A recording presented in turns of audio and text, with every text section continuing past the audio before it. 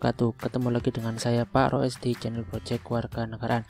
Di kesempatan kali ini saya akan mengerjakan tes akhir guru belajar seri pendidikan inklusif, dimana di video-video yang sebelumnya saya sudah membahas mengenai pembelajaran mulai dari hari pertama sampai hari ke-8, dan sekarang saya sudah punya kesempatan untuk mengerjakan tes akhirnya. Di dalam tes akhir ini ternyata sama dengan pretestnya. Kita punya waktu 50 menit untuk mengerjakan 25 pertanyaan. Namun bedanya di sini kita harus mengerjakan minimal mendapatkan nilai 70 untuk bisa tuntas di dalam BMTEK-nya, dan harus setidaknya minimal bisa menjawab 19 pertanyaan dengan benar, dan kita diberikan kesempatan 3 kali untuk mengerjakan soal ini. Baik aja teman-teman, langsung aja kita mulai soalnya.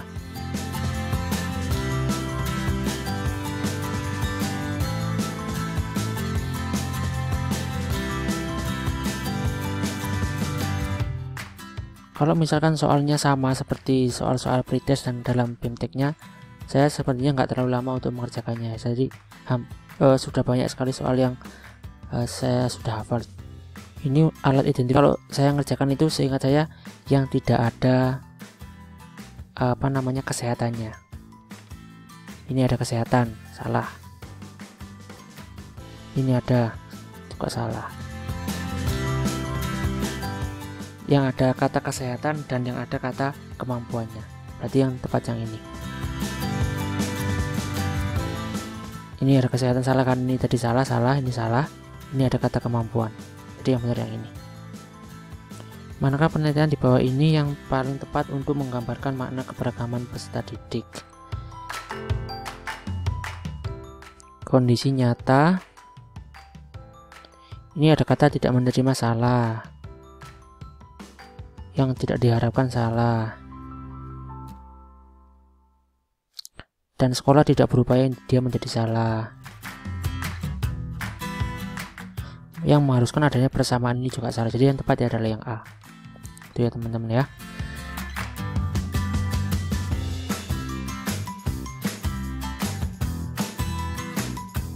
Soal nomor 3, kemampuan pengetahuan tentang berbagai jenis dan tingkat kelainan anak, diantaranya adalah kelainan fisik, mental, intelektual, sosial, dan ekonomi, diperlukan oleh seorang guru untuk.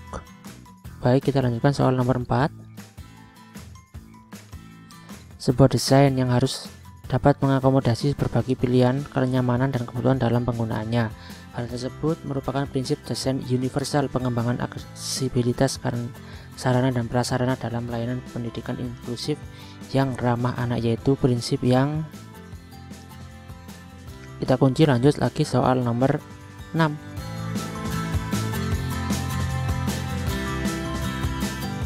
Nah, nih dalam pembelajaran di kelas, guru melibatkan siswa untuk terlibat secara aktif dalam berbagai kegiatan seperti eskul yang sesuai dengan kemampuan dan minat anak berkebutuhan khusus. Sifat kegiatan ini adalah tepat menggunakan konsep. Ini berarti termasuk ke dalam to play ya.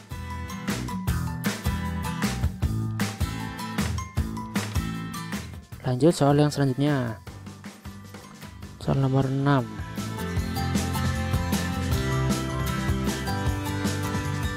Penataan ruang inklusif harus yang prinsip ini ya, berpusat pada peserta didik. Lanjut.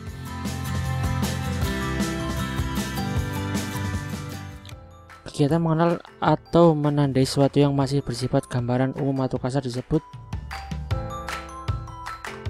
Ini kayaknya identifikasi ya, kayaknya ya. Insya Allah ya teman-teman ya. Jadi mungkin kalau teman-teman nanti merasa ini pembahasannya terlalu cepat, nanti saya kasihkan linknya blog saya. Jadi di situ saya sudah menuliskan soal-soal beserta kunci jawaban dari soal-soal ini. Jadi tenang aja teman-teman.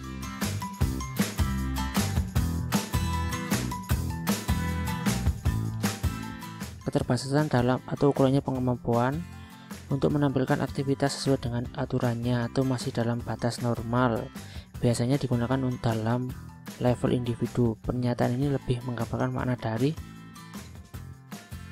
kayaknya disability ya teman-teman ya.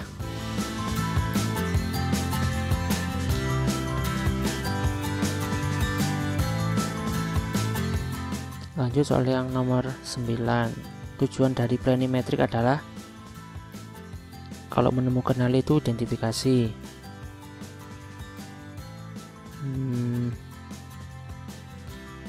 Memetakan, membuat program. Ini asesmen. Kayaknya ini ya, memetakan kondisi aktual peserta didik berkebutuhan khusus. Oke, kita lanjut.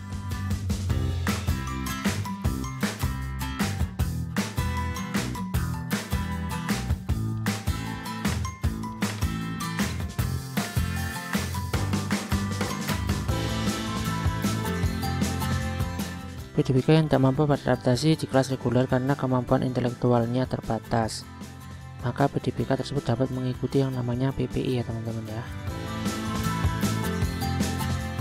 Program pembelajaran individual. Baik, lanjut. Nah, kalau ini adalah tujuan ya teman-teman ya. Oke, lanjut. Yang memiliki peserta didik berkebutuhan dengan hambatan pendengaran harus memberikan layanan kebutuhan pembelajaran untuk mengembangkan kemampuan dasarnya bahasa dan berkomunikasi. Lanjut. Dan bawah ini yang paling tepat untuk menggambarkan makna identifikasi. Jadi kita cari kata menemukan, kenali. Guru memberikan perilaku berbeda, bukan. Ini ya, guru mulai merasakan adanya sesuatu yang berbeda dari peserta didiknya.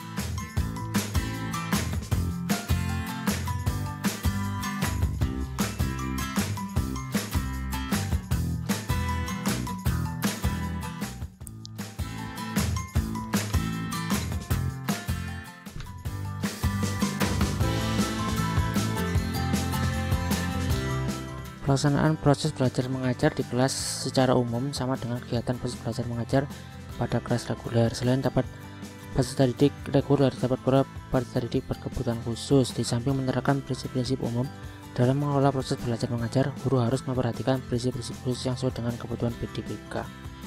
Ini berarti ini ya, kelas reguler dengan inklusi penuh. Kelas reguler dengan inklusi penuh. Kita lanjut. 15. Tentukan aspek apa saja yang menjadi fokus perhatian ketika melakukan proses identifikasi. Kita cari yang enggak ada kesehatannya dan yang enggak ada kata kemampuan. Oke. Ini ada kesehatannya. Ini C ada, D ada, E ada kemampuan. Berarti yang benar yang B ya teman-teman ya.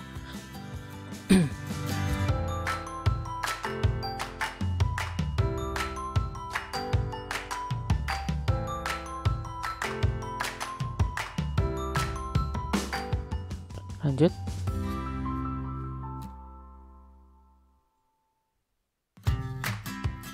Proses menemukan kenali peserta didik itu disebut sebagai identifikasi ya teman-teman. Kita lanjut.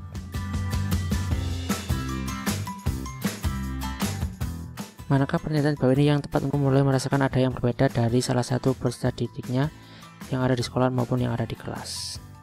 Oke, lanjut.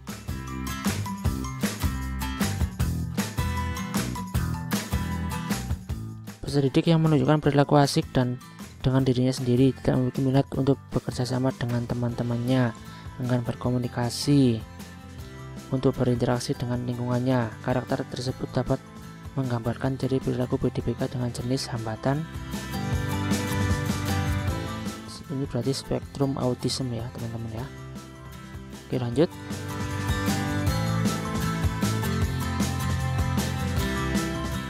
Orang tua Vina memiliki latar belakang pendidikan terbatas sehingga ketika diskusi dengan guru, banyak hal-hal yang membingungkan mereka. Kondisi tersebut merupakan salah satu hambatan keterlibatan orang tua dalam penyusunan program pembelajaran individual atau PPI, yaitu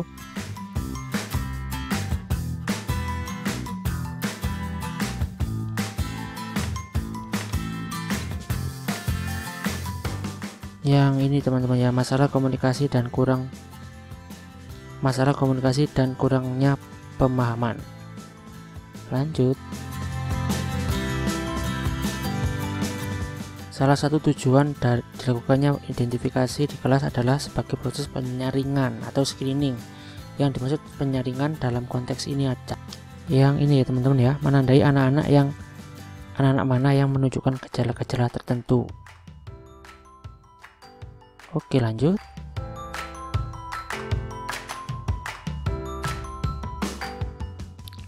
Di antaranya adalah kenal fisik, mental, intelektual, sosial, dan ekonomi dan emosi. Diperlukan oleh seorang guru untuk melakukan ini identifikasi ya teman-teman.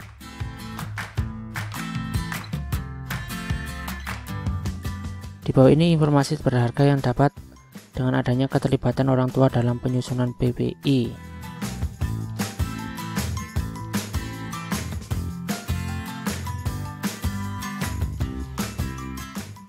Hambatan, ketidakmampuan, dan masalah pada 23.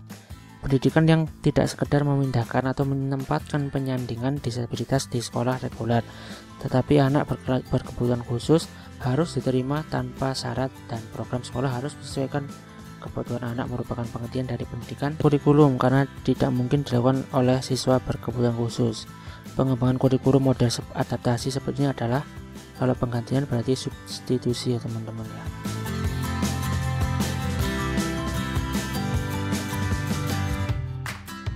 Ya, ini yang tepat adalah substitusi.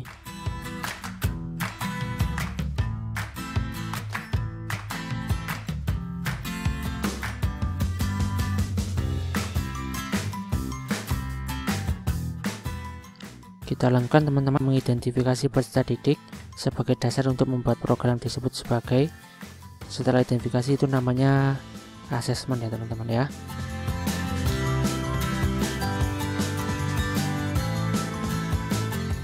Baik, kita finish. Bismillahirrahmanirrahim. Semoga mendapatkan hasil yang maksimal. Ya minimal sudah di atas 70 ya teman-teman, biar saya bisa lulus dalam fintech pendidikan inklusif ini. Kita tunggu sebentar ya teman-teman, di sini agak lama loadingnya. Ya, ternyata di sini hasilnya saya ini kayaknya salah satu aja tadi ya, salah satu. Mungkin yang mana saya juga kurang tahu, tapi alhamdulillah dengan nilai 96 ini berarti saya sudah lulus di dalam fintech pendidikan inklusif ini. Terima kasih teman-teman telah menonton video dari saya. Nanti kalau misalkan teman-teman membutuhkan referensi soal ini, nanti akan saya taruh linknya di deskripsi video ini. Terima kasih telah menonton video ini. Jangan lupa di subscribe,